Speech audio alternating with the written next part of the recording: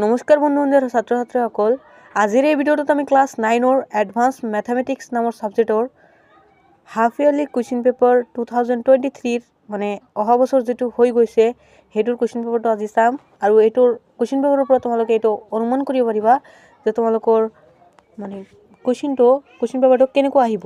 তেন্তে বলা ভিডিঅ'টো আৰম্ভ কৰো আৰু ভিডিঅ'টো আৰম্ভ কৰাৰ আগতে তোমালোকে যদি মোৰ চেনেলটোত নতুন হৈ থাকা তেন্তে চেনেলটোক সাবস্ক্ৰাইব কৰি কাষত থকা বেল বাটনটো অল অপচনত ক্লিক কৰি দিবলৈ নাপাহৰিবা। সো কুৱেশ্যন 1ত আছে যে ৰোমান সংখ্যা প্ৰণালীত ব্যৱহাৰৰ ডাঙৰ অংকটো কি? এটাৰ আনসাৰ হ'ব am। 2 নম্বৰত আছে যে এটা দ্বৈত সংখ্যাৰ শেষত pটা শূন্য থাকিলে সংখ্যাটো বিভাজ্য হ'ব। এটাৰ আনসাৰ হ'ব b 2 to the power p। 3 নম্বৰত আছে তলৰ কোনটো সত্য? ইয়াৰ পৰা তোমালোকে চাই যোৱা, তোমালোকে লাহে লাহে গম পাবা যে কেনেকুৱা কোৱেশ্যন আহিছিল। লগাৰিথমৰ পৰা আহিছিল, তাৰ পিছত উৎপাদক বিশ্লেষণৰ পৰা আহিছিল।